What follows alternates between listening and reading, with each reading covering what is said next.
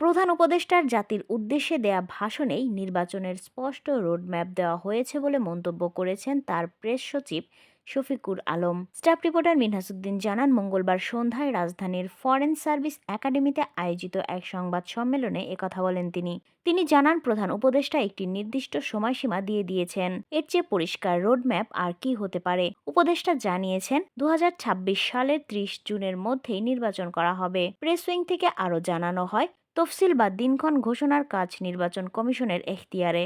সরকারের দায়িত্ব কেবল তাদের সহায়তা করা। মহান বিজয় দিবস উপলক্ষে জাতির উদ্দেশ্যে দেয়া ভাষণে সোমবার প্রধান উপদেষ্টা ড. মোহাম্মদ ইউনূস বলেন, 2025 সালের শেষ থেকে 2026 সালের প্রথম দিকেই আগামী জাতীয় সংসদ নির্বাচন অনুষ্ঠিত হতে পারে। প্রধান নির্বাচন কমিশনার সহ নির্বাচন কমিশন গঠন করা হয়ে গেছে। কমিশন দায়িত্ব গ্রহণও করেছে। এখন থেকে তাদের হাতে দায়িত্ব ন্যস্ত হলো ভবিষ্যৎ সরকার গঠন করার প্রক্রিয়া শুরু করার জন্য। তারা তাদের প্রস্তুতির কাজ শুরু করেছেন।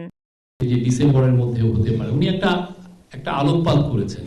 আর এক্সাক্ট ডেট কি, এটা তো সত্যিকার অর্থে অনেক ক্ষেত্রে এটা ডিপেন্ড করবে রিফর্মের উপর, বাট উনি একটা টাইম দিয়ে দিয়েছেন। এর চেয়ে আর ক্লিয়ার রোড ম্যাপ আর কি হতে পারে? আপনি এক্সপেক্ট করতে পারেন যে ইলেকশন হচ্ছে 2026-এর জুনের 30 তারিখের মধ্যে। এটা তো একটি স্পষ্ট তো রোড ম্যাপ, ঠিক না?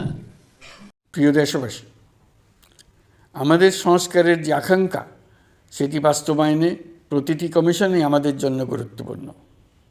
তবে নির্বাচন ব্যবস্থা সংস্কার ও সংবিধান সংস্কার কমিশনের কথা আমি একটু আলাদাভাবে বলতে চাই। কেননা এই দুটি কমিশনের সুপারিশের উপর প্রধানত নির্ভর করছে আমাদের আগামী নির্বাচন প্রস্তুতি ও তারিখ।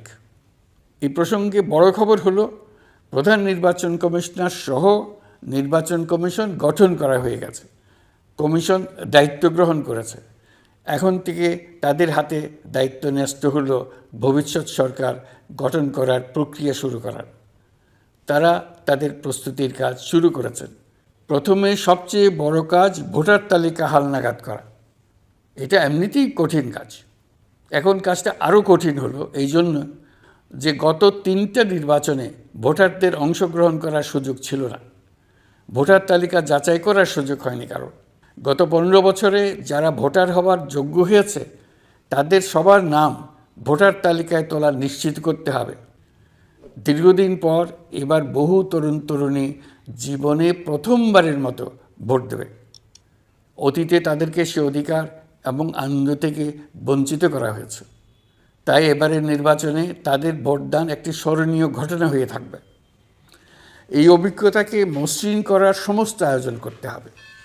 আমার একান্ত ইচ্ছা, এবারের নির্বাচনে প্রথমবারের তরুণ তরুণী ভোটাররা শতকরা 100 ভাগের কাছাকাছি সংখ্যায় ভোট দিয়ে একটি ঐতিহ্য সৃষ্টি করুক।